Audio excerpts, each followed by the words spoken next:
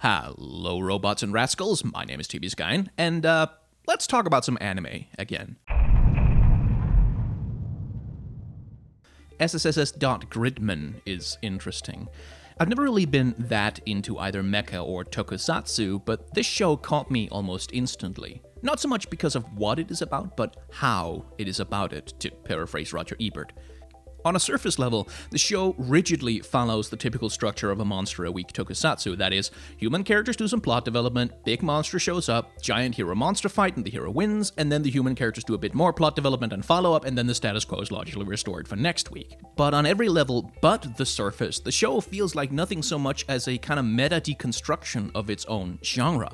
Now, when I say deconstruction, I don't necessarily mean a deconstruction like Alan Moore's Watchmen, which is a superhero story about why superheroes are fascist, narcissistic, violent sociopaths who will ruin the world.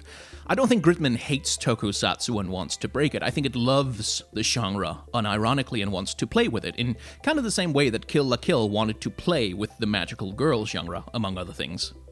Now, caveat, as I'm writing this, 2 episodes of the show are out, and it may well be the case that, like Darling in the Franxx before it, Gridman will start out interesting and then become an incoherent mess by the end. So please don't consider this video a review. We're going to do a critical discussion of the visuals and filmmaking in the first episode in particular, most of which applies to the second episode as well. Anyway, Gridman, in its visuals and sound design and editing, spends a lot of time and effort messing with the viewer, messing with our perspective and intimacy and our positioning in the world of the show. And one of the ways it does this is with very careful use of the camera and the frame. Take a look at these shots. The protagonists consistently fail to dominate the frame, even in scenes and shots that are about them interacting, about them talking, about them learning plot details. They are outsized by their environment, made small by comparison. And the frames are often packed, cramped, and messy, especially the interior shots, but even exterior shots tend to have the frames stuffed full of details and objects. Power lines, telephone poles, buildings, signs, railings, plants, often imposing in the foreground, obscuring some part of our view and constraining the characters to small spaces. And when the characters are allowed to dominate the frame, we're still not allowed to feel comfortable, with the camera taking weird angles and uncomfortable perspectives, placing us above or below the characters' eye lines, or using tilted Dutch angles to take us off balance. Of course, you can't compose a piece of film entirely of long shots and strange angles, but that's when Gridman pulls a different trick.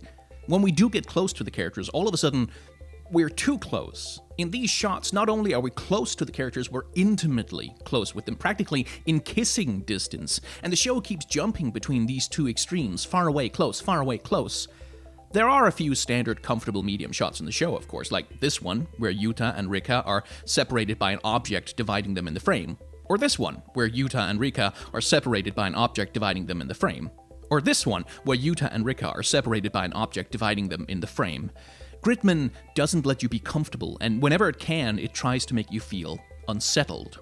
And speaking of unsettled, let's talk about the kaiju that lurk in the background. Giant, towering, dominating, and silent, unmoving. The city that the action takes place in is haunted by hulking, silhouetted monsters hovering over the characters and their world. And this is part of why I think Gridman is hearkening towards a deconstruction, because in tokusatsu, there's always another monster. There's always another catastrophe on the horizon, always another hellish monster of the week super being waiting to attack and be defeated. And in Gridman, this permanent, constant threat of annihilation is not just hovering in the subtext, but literally towering over the city, silent and waiting, like dormant volcanoes waiting to unleash disaster. The monsters are coming, they remind us. The monsters are always coming. And they interact with the other half of the deconstruction that seems to be going on, because when the monster has come, and when the monster has been defeated, the status quo returns. Not merely in a return to normalcy, but through a literal hard reset of the world. Destroyed buildings are made whole, people's memories are wiped, and those who die are merely disappeared. Like red shirts on Star Trek, their deaths are papered over and do not register. Nobody is grieving them. Nobody remembers. Nobody cares about the extras. The only people who have the ability, or the curse, to remember what has truly happened and what had to be sacrificed for it are our main characters. They're the only people who truly understand the scale of the tragedy because they're the only people who have continuity, who can track what has changed and what stays the same, and who is no longer here. Memory seems to be important to the show. Memory and connection, and how that all plays out in the long term we'll have to see, but they are interesting thematic threads to pull on, at least. Finally, let's talk about the music. Let's talk about the lack of music, because for almost the entirety of the first episode, and most of the second one, there isn't any. What Gridman has instead is a very rich and well-realized diegetic soundscape. That is, lots of room noises, lots of background chatter, feet shuffling on the floor, cicadas, cars, and so on. And the effect of that is to create a feeling that is grounded and almost naturalistic. When you listen to Gridman, it sounds like you're there, in the rooms, with the characters, hearing what they hear and hearing it how they hear it. And that naturalistic feeling, combined with the unsettling camera angles and the supernatural presence of the looming kaiju, gives the show a feeling of peculiar dissonance.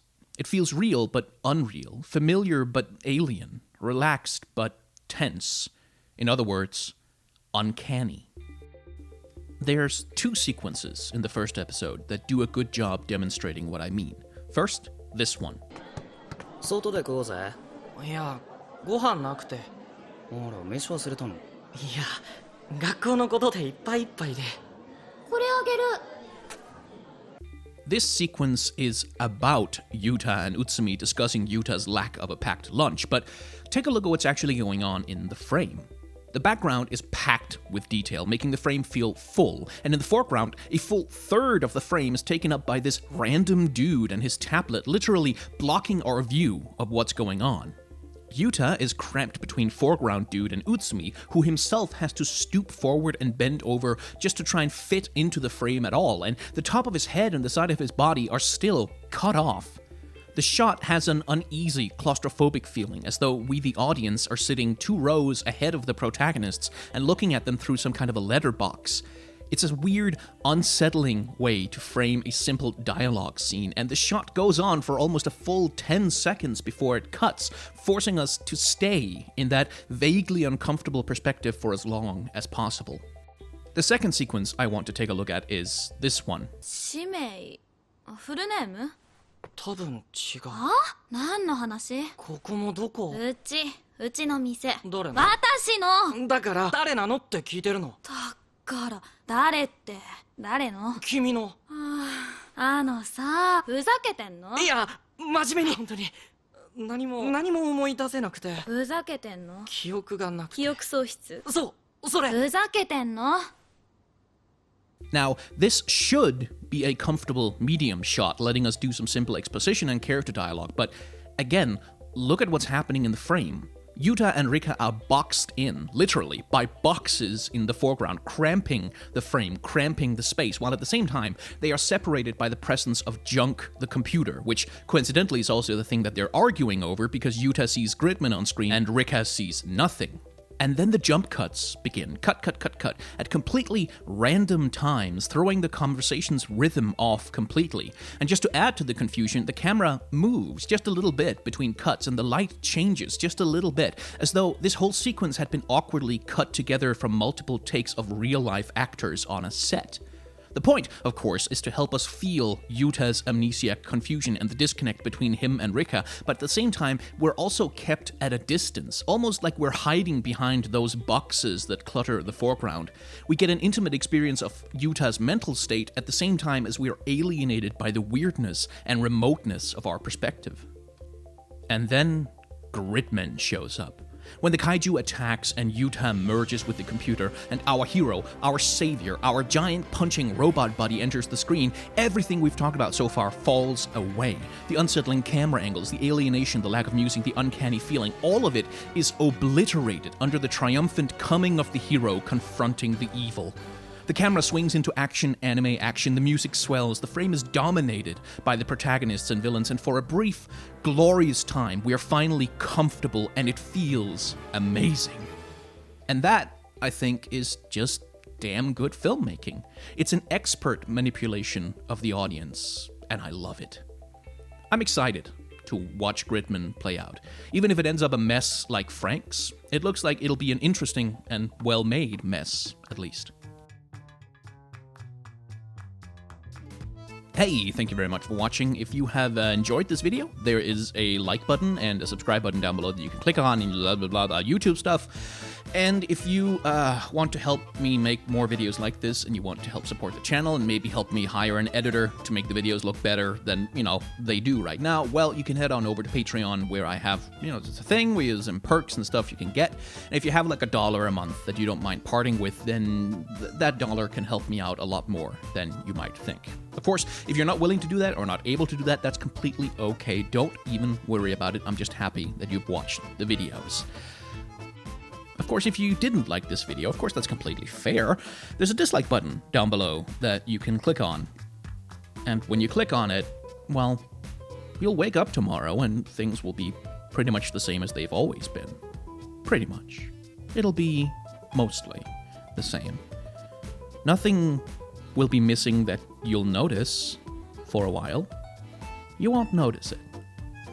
But maybe slowly, something will be just a little bit out of place. Something that was there before but now is gone, like a long-lost friend who you will never see again.